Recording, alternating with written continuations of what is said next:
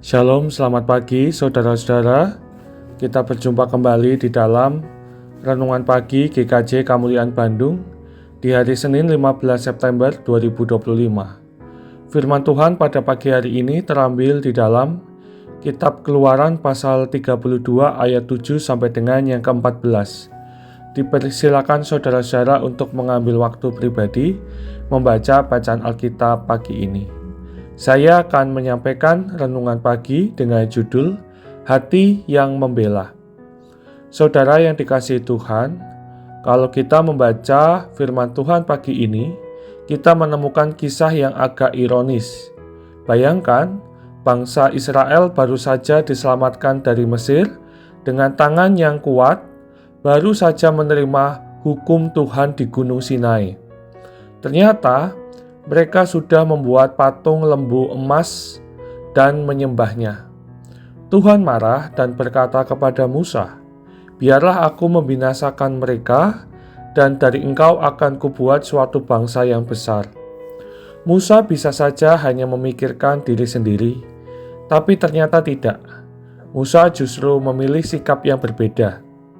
Ia berdiri sebagai pendoa syafaat. Ia membela bangsanya di hadapan Tuhan. Musa berkata, "Mengapakah ya Tuhan murka-Mu bangkit terhadap umat-Mu yang telah Kau bawa keluar dari Mesir dengan tangan yang kuat?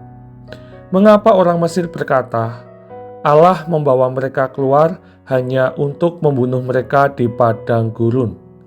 Lalu Musa mengingatkan janji Tuhan kepada Abraham, Ishak, dan Israel.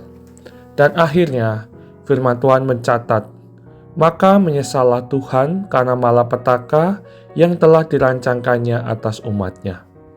Saudara-saudaraku, dari sini kita belajar bahwa doa syafaat itu bukan sekedar formalitas. Doa syafaat bisa menjadi jembatan, bisa mengubah keadaan. Musa tidak menutup mata pada dosa umat, tetapi ia juga tidak tega melihat mereka binasa. Ia berseru pada Tuhan bukan dengan alasan umat itu layak, melainkan dengan alasan Allah setia pada janjinya. Nah, saudara-saudara, sekarang pertanyaannya untuk kita renungkan, bagaimana sikap kita ketika orang lain jatuh dalam dosa atau melakukan kesalahan? Apakah kita cepat menghakimi, cepat berkata, pantas saja hidupnya hancur? Atau kita punya hati seperti Musa, hati yang membela dalam doa, bukan hati yang menghukum? Lebih jauh lagi, kita punya teladan yang sempurna dalam diri Tuhan Yesus. Ia bukan hanya berdoa bagi kita, tetapi rela mati di kayu salib supaya kita diselamatkan.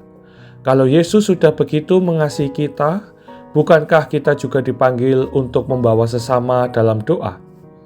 Saudara, mari hari ini kita belajar menjadi orang-orang yang mau berdoa bagi orang lain, bagi keluarga kita, bagi jemaat kita, bahkan bagi bangsa kita.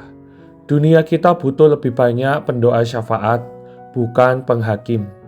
Kiranya pagi ini kita boleh berkata, "Tuhan, berilah aku hati seperti Musa, bahkan seperti Yesus, hati yang lebih suka mendoakan dan membela daripada menghakimi dan menghukum." Amin. Mari kita berdoa. Ya Bapa yang penuh kasih, terima kasih untuk firman-Mu pagi ini. Engkau menunjukkan kepada kami teladan Musa yang rela berdoa bagi bangsanya, meski mereka berdosa. Ampuni kami ya Tuhan, ketika kami lebih cepat menghakimi daripada berdoa. Ajari kami untuk memiliki hati yang lembut, hati yang membela, hati yang peduli. Dan biarlah hidup kami hari ini menjadi saluran kasih dan doa bagi sesama kami. Dalam nama Tuhan Yesus Kristus kami berdoa, amin.